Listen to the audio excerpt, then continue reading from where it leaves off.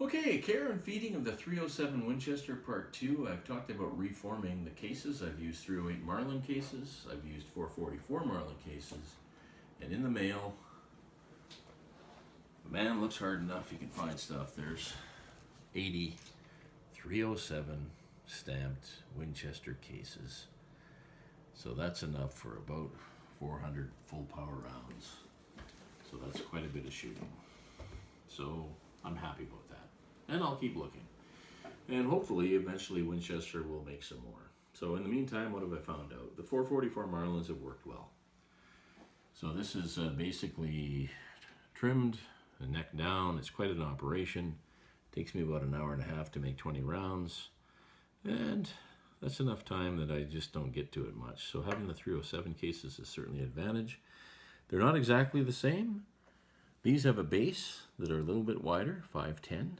They don't have as big a cutout, but they do seem to work well. They're a little bit heavier. These are averaging these 307s at 185.8, where these 307s, 444s, are 186.3 grains. And despite that, I think there's a lot of extra weight here at the base because these are actually have more capacity. I think these are thicker throughout. So these have about a half a grain to 0.6 grains more capacity than these guys.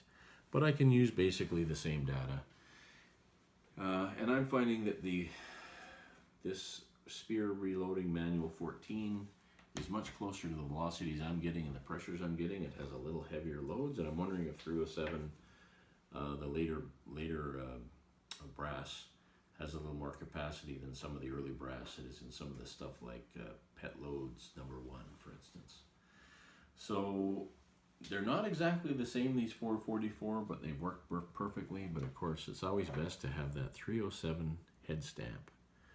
And I don't have to worry about it kneeling. I don't have to worry about doing all the work. And these should last 5 full power rounds. They do tend to, I'm finding they do tend to stretch a little bit in the 94 action when you've loaded them up to 2,400 feet per second, for example, which is where I try to get the 170 grain bullets.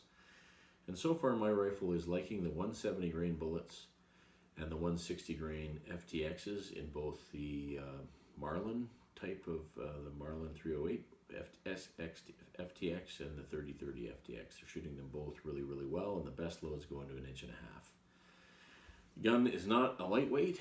Once you put a scope on it, it's 8 pounds, weighs about the same as my 348 Winchester, but it doesn't kick. It's good for the kids. It's got the power of basically a 300 Savage 303 British, and if I could have had one of these when I was 16, this would have been the rifle of my dreams, but they were just maybe too little too late.